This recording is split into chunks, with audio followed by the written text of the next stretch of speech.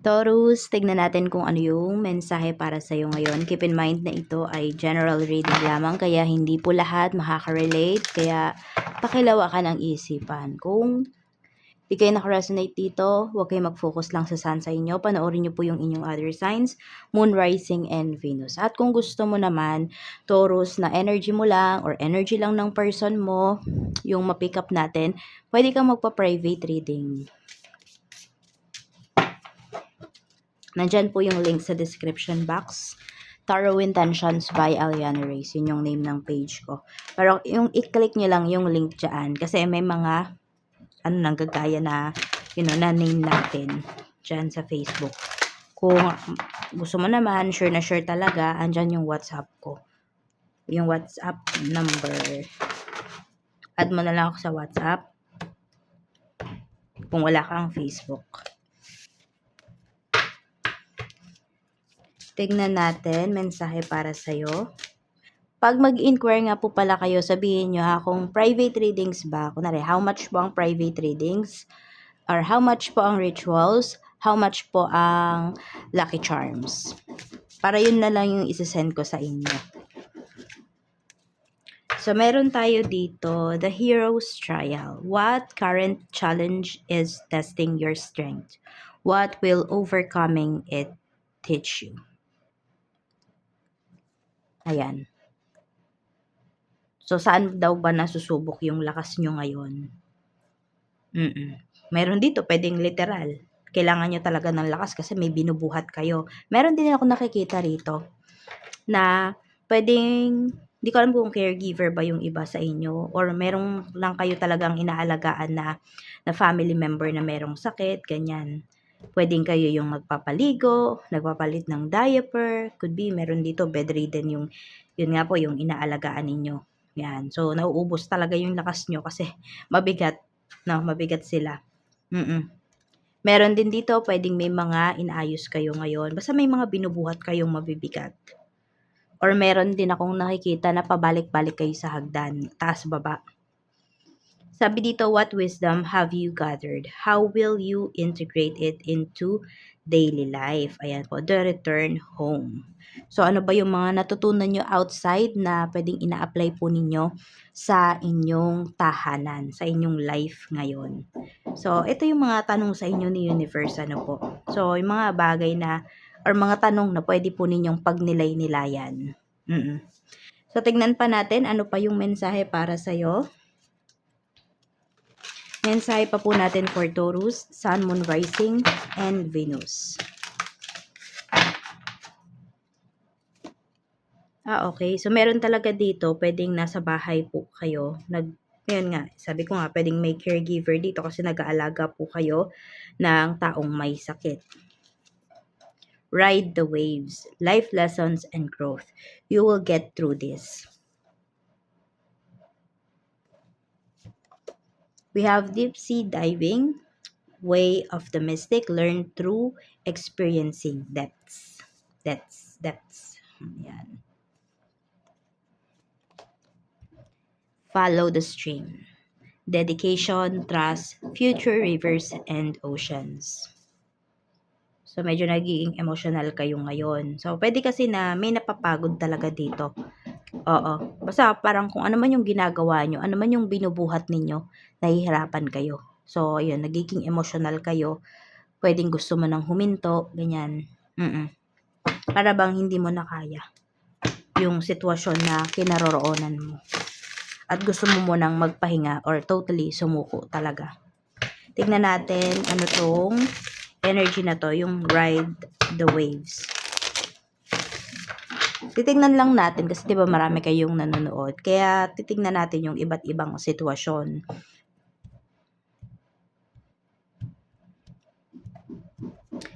Yung reading naman po natin is timeless. So pwede kayong makaresonate ngayon na pinanood nyo or hindi. Tapos sa mga susunod na araw or buwan, pwedeng mas doon kayo makaresonate. Tingnan natin ano tong ride the waves. We have, ayan, 8 of Pentacles. So, pagdating ito sa pagtatrabaho, sinasabi sa inyo ni Universe na, ayan, wag kayong munang mapili. Life lessons and growth. So, matatagpuan mo pa or meron pang growth na paparating sa'yo pagdating sa iyong career. Pero ngayon, tiyaga ka muna dito sa current na trabaho mo. Yun yung sinasabi sa'yo. Oo. Or kung nahihirapan ka naman ngayon sa mga ginagawa mo sa work, pagpatuloy mo lang, 'di ba? Huwag kang huminto kasi nasa kalagitnaan ka na eh. Taurus. Huwag mo sayangin yung mga nilaan mo na mga oras, efforts, time diyan. Yung strength. We have 3 of Wands. So, may ilo-look forward ka daw talaga. Huwag kang ma-disheartened. No? Pagdating dito sa mga ginagawa mo kasi may blessings dyan para sa'yo. Kung ano talaga yung ine-aim mo, no, makukuha mo talaga siya. Kaya ngayon, sabay ka muna sa agos. Huwag kang magmadali. Kapag nilabanan mo yung agos na yan, mas mahihirapan ka. Deep sea diving, way of the mystic, learn through experiencing. Saan kaya to? We have 3 of cups. More on pakikisama naman yung nakikita ko dito. More on about friendships, ganyan. Or pakikisama nga, no? May mga tao sa paligid mo na syempre yun, iba-iba ang ugali. Pero, ayan, kaya mong makisama. Tsaka magaling din kasi yung iba sa inyo na magbasa ng tao. Okay? Ng ugali ng tao, ng behavior ng tao.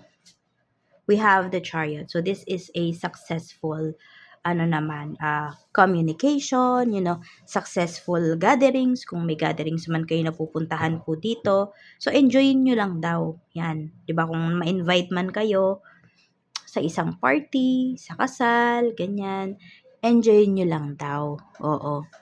Huwag ka masyadong magpa-apekto doon sa, sabihin natin, baka kasi mamaya may tao doon na hindi mo ka sundo, yung ganyan. Tapos, parang sabihin natin, magiging KJ ka ba? Kasi nandun yung tao na yon. So, enjoyin mo. Oo, wag mo masyadong pansinin yung presence ng tao na yon. Wag kang ma-intimidate. Tignan natin. Ano naman tong follow the stream, dedication, trust, future rivers and oceans. 2 of Cups. So, nasa LDR relationship ba yung iba sa inyo? Ayan, iwasan mong mag-isip ng mga negatibo towards sa inyong connection, towards sa nangyayari or sa, 'di ba, kasi may distansya eh.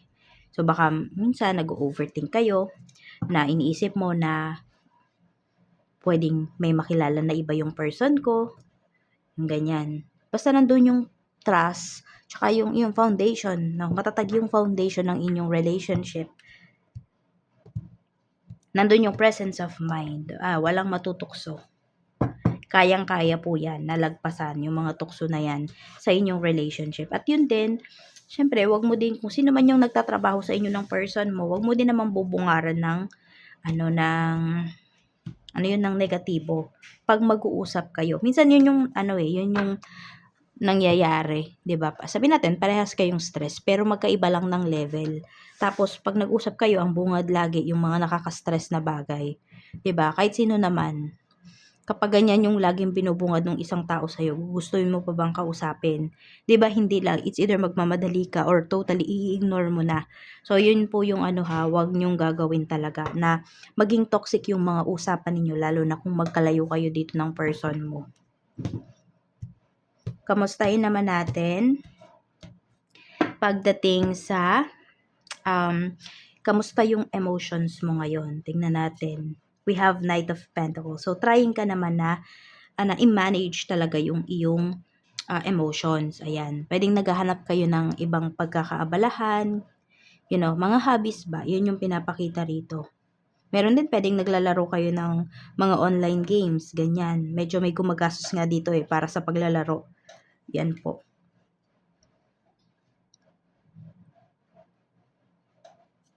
Your mind, we have the Hanged Man. So, alam mo talaga na ito yung time, no? Taurus, na magsasacrifice ka. Pwedeng inaccept mo na talaga yon. Pero minsan nga, naiisip mo pa rin talaga na feeling stagnant, no? Yung situation mo. Na parang di mo alam, makakaalis pa ba ako dito? Yes daw po, na makakaalis ka pa dyan sa sitwasyon mo. Ngayon lang, tiis-tiis lang muna. Tingnan natin, pagdating naman sa spiritual health mo, we have 5 of Swords. So, patatagin mo yung faith mo. Yan, your faith sa kay universe, kung sino man yung pinaniniwalaan mo. Kasi ito, maraming mga tukso sa paligid mo para ikaw ay bumitaw. Meron ding mga ano dito, alam mo yun, may mga sinasabi against sa mga pinaniniwalaan mo. So, kung makikinig ka sa kanila, mahihirapan ka talaga. Kaya stay focused doon sa alam mo na, you know, alam mo na yung pinaniniwalaan mo is tama, align pa yan sa life mo. Tignan natin. Basta maraming tukso dito. Baka may nag-i-invite sa'yo dito sa ano nila, sa mga pinaniniwalaan nila. Pwede mo namang i-dismiss. Or meron din dito, baka sa church ninyo. Meron dyan, inaaway ka. Meron dyan, may sinasabi against you. Pwede mo namang i-confront to kung ganun yung nangyayari. Kasi kapag binaliwala mo, uulit-ulitin po ng mga tao na yon kung sino man yung nag-uusap-usap against you. Iniisip kasi nila na mahina ka. Tingnan natin sa mga energies naman ng mga tao na makakasalumuha mo. We have King of Cups. So, may mabait din naman talaga dito. May kalmado. Alam mo yung parang napakabait niya pagkausap mo. Meron din dito parang pag narinig mo yung boses ng tao na yun, para kang inaantok, para kang nilalalabay, ganyan. Oo, may ganyan na tao sa life mo. Or pwede rin ito ay tatay mo, mararamdaman mo yung suporta niya sa desisyon mo ngayong araw na to. Or kung kailan mo man po ito napanood. Tignan natin pagdating naman sa blessings na pwede mong ma-receive. We have 10 of Swords. So, this is about papers. Ayan po, pwedeng exam, visa. Mabasa kung ano man tong mga inaayos po ninyo. Pwede rin, baka maayos nyo na yung inyong birth certificate. Kung meron kayong, Taurus, kung meron kayong problem sa inyong birth certificate. Okay? Sa graduation ninyo. Oo, meron dito. Yung name ninyo, yun nga, sa ano nga, sa, yung parang name mo, sa school name mo sa birth certificate is pwedeng magkaiba. So, basta kung ano man tong problem mo in terms of your papers, maayos mo siya. We have 4 of Swords. Sa bahay din. Okay? Kung ano man yung problem sa bahay, magagawa na po yan ng solusyon. Sabihin natin, yung iba sa inyo dito, pwedeng magkakaroon po kayo ng karelyebo pagdating sa mga inaalagaan po ninyo. So, ngayon, pwedeng pahinga kayo ng maayos. Mabubuo po yung tulog ninyo. Ang energy kasi dito ngayon, nandun yung nagre-relax lang po kayo. Diba? Pwedeng masasabi mo, imposible yan. Pero pwede po na kahit busy ka, basta parang feeling mo napakagaan nung yung gising mo, yung tulog mo, para siyang kompleto, ganyan yung mafe-feel mo. Parang alam mo yung niyayakap ka ng mga angels mo. Ganun yung nafe-feel ko na energy dito. We have 10 of Cups. So, maayos na na pag-uusap mula sa mga family members. Meron din tayong contentment dyan. So, kung meron mang mga good news na sasabihin yung mga family members mo, matutuwa ka dun sa mga sasabihin nila. May satisfaction na pinapakita po dito. Magiging proud kayo doon sa family member nyo na yon. Tingnan naman natin, okay, pagdating sa trabaho, kamusta naman yung trabaho mo? We have Ace of Cups. Siyempre, para to sa mga nagtatrabaho ha, kaya nga iyan yung chine-check natin. Yung iba kasi sinasabi, wala po akong work. Then this reading is not for you kasi para to sa may trabaho. Okay? So, mababa yung chance na para sa'yo to. Or totally hindi talaga.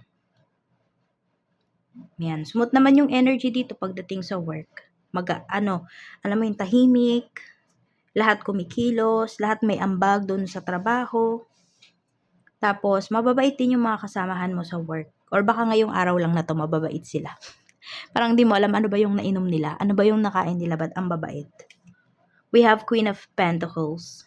Ayan. So, pwedeng meron dyan or dito sa work ninyo, may bonus, mayroong, sabihin natin, basta na, parang ngayong araw na to, yung kita for a month is pwedeng nakuha. Kaya, basta tahimik, parang meron kayong isi-celebrate, ganyan. May paparating na celebration dito. We also have Queen of Pentacles. So, nandun din kasi nararamdaman po ninyo sa work yung kumpiyansa, yung mga boss ninyo, sa inyo, ganyan, sa trabaho na ginagawa ninyo. Ayan na, we have Ace of Wands. So, may malaking project, basta malaki yung tiwala na ibibigay sa'yo dito sa trabaho. Kaya wag mong bibiguin yung mga tao na naniniwala sa'yo. Give your best talaga dito sa work na ito. Tingnan natin pagdating naman sa negosyo, kung meron kayong negosyo. We have Judgment. Meron tayo ditong Six of Pentacles. May mga pinapakita po dito na transactions sa malalayo, sa abroad. So, pwede may mga shipments kayo. Or nagpapa-shipping ba kayo ng inyong mga products? Kung hindi naman yan pagkain, di ba? Or pagkain yan na tumatagal talaga. So, ayan po. Pwede rin na may magbabayad ng utang dyan sa negosyo mo. Knight of Cups. Ito naman yung mga clients mo. So, meron talaga dito sa malalayo pa po galing na mga kliyente. Oo. We have 10 of Wands. Ito naman, pagdating to sa staff mo, napakaganda rin po ng energy kasi dedicated talaga yung mga nandiyan sa negosyo mo. Hindi ka nagkamali ng pagpili sa mga tao na makakatulong talaga sa'yo. Kasi, totoo po, nakakatulong talaga sila. Yes, kahit dito minsan stress kayo sa negosyo, pero nandun pa rin na, yung energy, high pa rin yung energy na pinapakita rito. Okay din po yung sales ninyo ngayon. Magiging happy po kayo sa sales. Tingnan natin.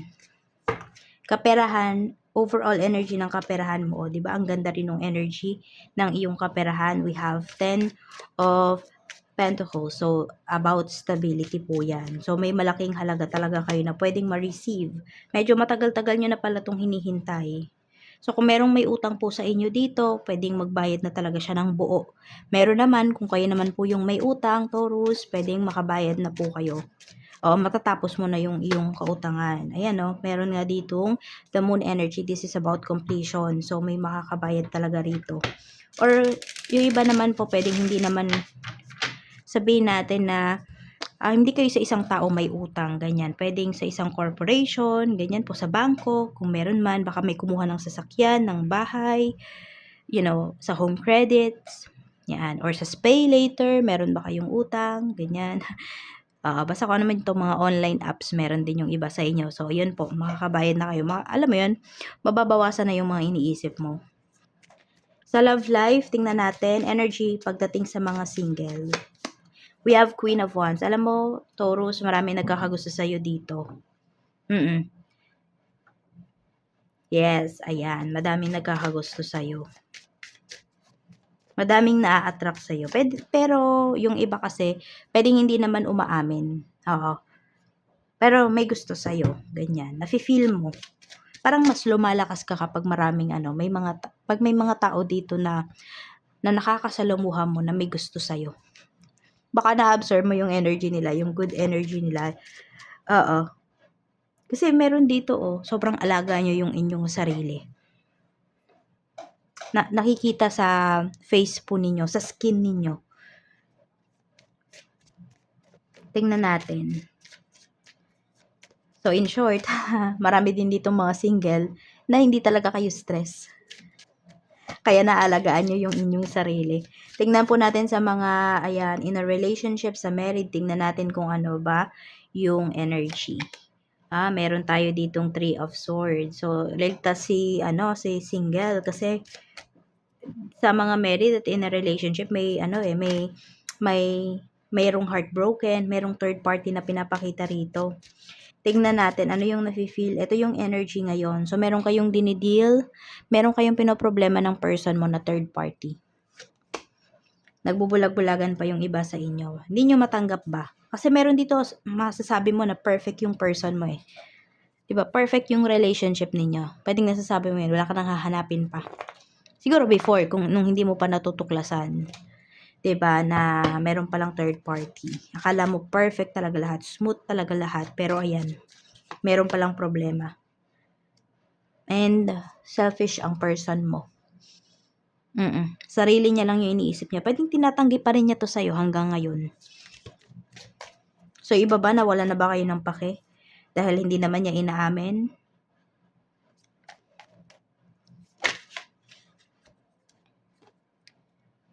Ayan, oh. Meron nga dito, naiisip nyo pa baka meron siyang anak sa iba.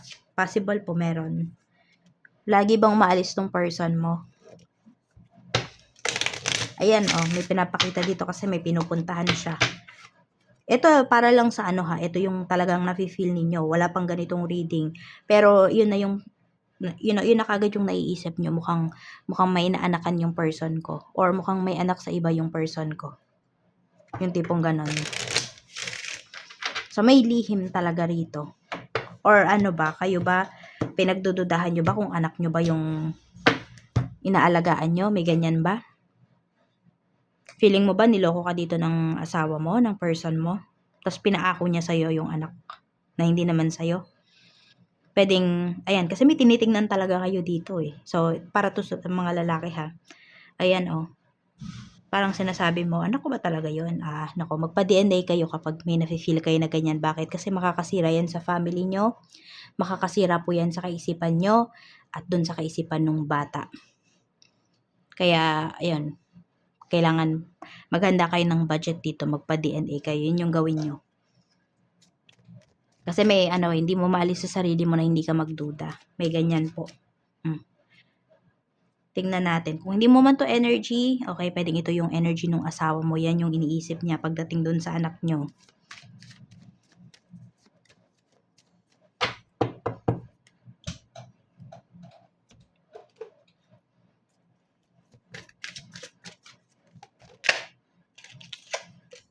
Friend. Yan, baka ang pinagbibintangan pa dito, kaibigan. No?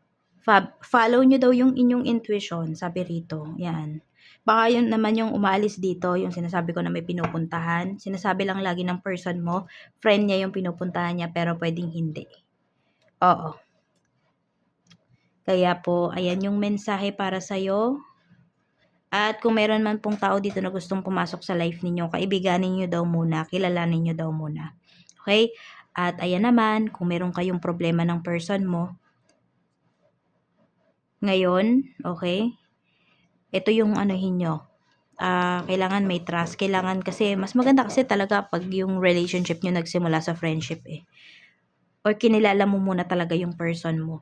Palakasin nyo yung friendship dito yung friendship energy dito sa relationship ninyo. Para nasasabi niya sa'yo yung mga problema niya.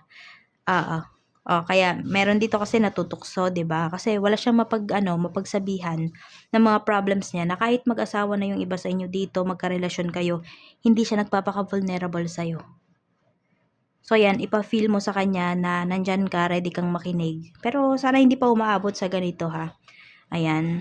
Kaya kung sa tingin mo, di pa umaabot sa ganitong katoxic yung relationship ninyo, sa ganitong panloloko, ganitong level, eto na po ang gawin mo para masolusyonan mo at para hindi na yan lumala. Yan lang yung mensahe para sa'yo. Taurus, maraming salamat. Mag-iingat ka. See you again on my next video.